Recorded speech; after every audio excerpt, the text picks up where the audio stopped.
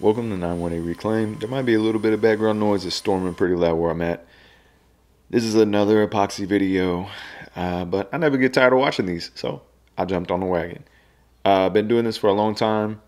I say a long time, several years, I guess, since epoxy's been popular, a little bit before, whatever. What I'm doing here, as you've seen in the videos, as you've seen 100 times, is I'm balancing it out. This is going to be a little bit of a different approach. I like doing epoxy tables that have the live edges. I know a lot of guys just fill the box all the way up. That's not really my speed, and that's not really what the clients that I seem to draw are looking for. So I have a few tips. If you want to fast forward to around 50 seconds, which we're already on top of.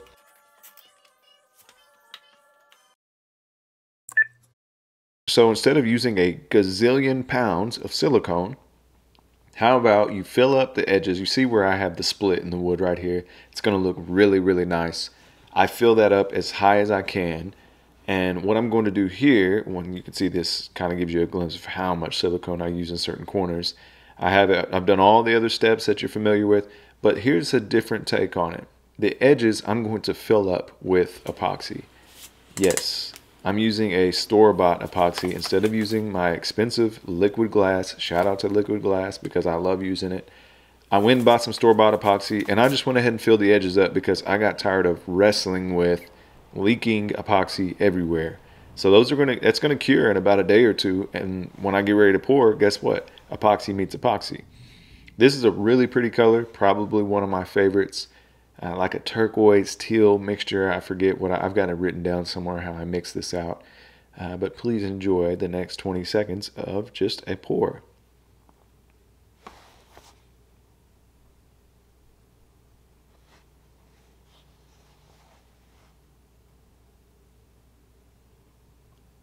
I skipped a few steps in my video, but I actually did it in real life. But in the video, I skipped over the heating. I took a little bit of heat to it, and those swirls look really nice. I also fill it up. You see there's just a little bit of a lip. Well, I seal the rest of it with clear epoxy. I like it to have a clear look, and you're getting ready to see that as I unsuccessfully wrestle this onto the table, because even though this is not huge, it still feels like it's a couple hundred pounds, maybe, I don't know. But very pretty. Very, very, very, very little bubbles. This one turned out, this was a nice pour. It went almost flawlessly.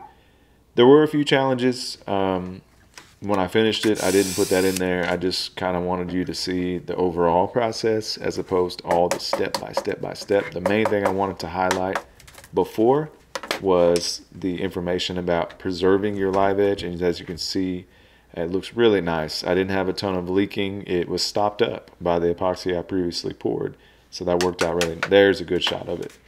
So really nice shot of what it looks like, and you don't lose a ton of epoxy when you seal the edges with epoxy as opposed to sealing it with silicone. That's my preference. Hopefully that helps somebody. And here's the finished look. Really liked this one.